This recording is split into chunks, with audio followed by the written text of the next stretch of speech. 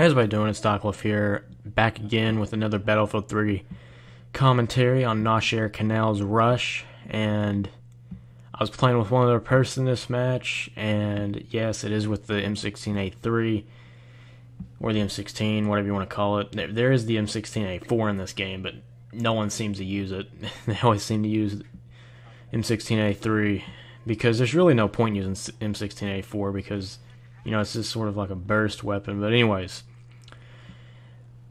this first part here, both the MCOMs were sort of planted simultaneously, or almost at the same time, probably within like 3 seconds of each other, and I thought it'd be cool. But I have various parts of this game sped up for the purposes of time, so, you know, instead of talking over 10 minutes, it's over 7 minutes. So, and also, if I'm sounding a little bit different, I'm not sure if I am or not.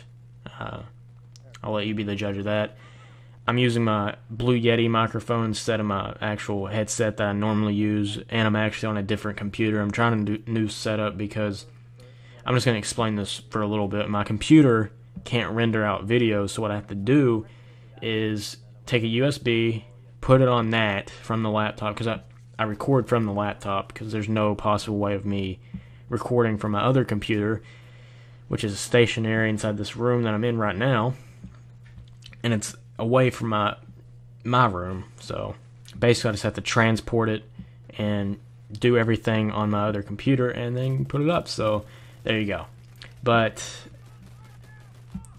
I'm not here to talk about that exactly. I'm here to talk about why attacking is better than defending, in my opinion. And I'm pretty sure, and I didn't mean to bring up the mini-map there, it's nothing strategic at all. It was just me just hitting random buttons. But anyways, there are a couple reasons why attacking is better than defending. One is because you're always moving forward. This could be true with defending as well, but it's not always the smartest thing to do. I mean, considering if you start moving up too much while you're defending, you might leave a flank vulnerable, and they might be able to flank around, plant, and then move up, and then, you know, especially those games where there's not a lot of people in game, and I've had those games. I think everyone that's played Battlefield 3 has quite possibly had those games where there's about 6 people inside of a match, and you can't hardly find anyone, and whoever's playing defense is just dreading it.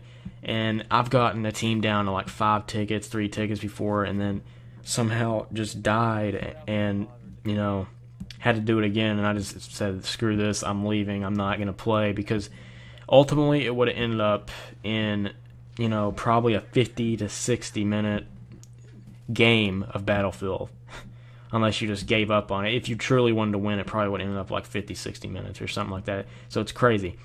But anyways, I like the elements of attacking, because you can attack from different routes instead of just defending from one area. And I know that defending, you can cover multiple areas, but I feel like attacking, there's always something to do. You're always going somewhere. You're always killing. You're always moving. Whenever you're defending, you're just stationary. You might be moving from, you know, location to location, trying to hold off a high traffic area where an MCOM may be placed. But, you know, just getting the thrill of planting MCOMs and moving from position to position is why I like Rush and why I like attacking. I used to play a lot of Conquest when Battlefield 3 first came out, but now, you know, it's vice versa. I'll play a lot of Rush.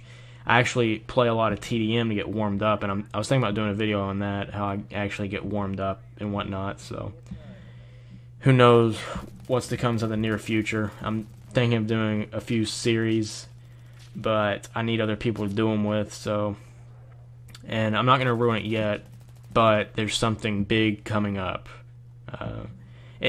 I don't want to say it's too big, but I'm just saying it's something bigger.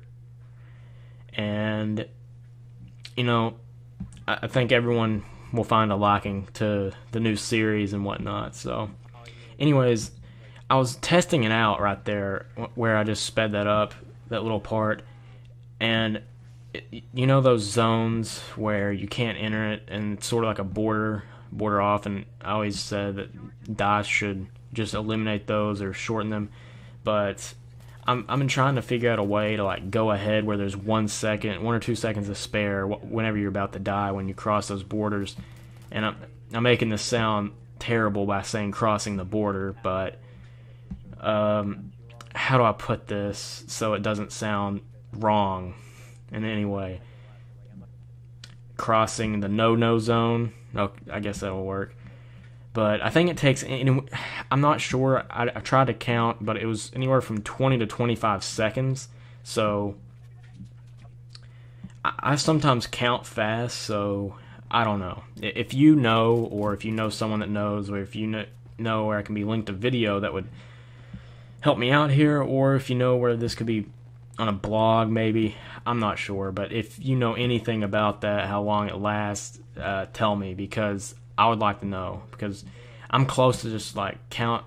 I'm talking about directly after the MCOM explodes. I'm not talking about like, you just count. It's directly after the MCOM explodes, and then I started counting, and I don't know what it is. I'm guessing it's 20 because that sounds fair to me, but also I can see 25, so it could be either or. And I like flanking up on this right side by the jet takeoff place, even though there's not even a jet. In rush defending on this map.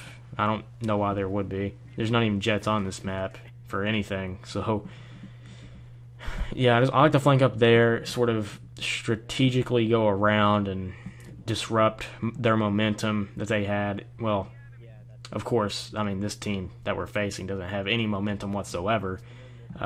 Momentum's all in our favor right now, and we are just absolutely decimating them and making them go into the fetal position and suck their thumbs, basically. And this is the very last MCOM that we're going to take. I throw down a health pack, turn the corner, and kill that guy. And that's basically going to wrap it up. This is one of my favorite maps for Rush, actually, because it's just sort of long, but not really, if that makes any sense. But anyways, not necessarily the biggest stat line in the world, but just thought I'd post up a quick Rush game explaining everything. So I hope you guys have enjoyed, and as always, have a nice day.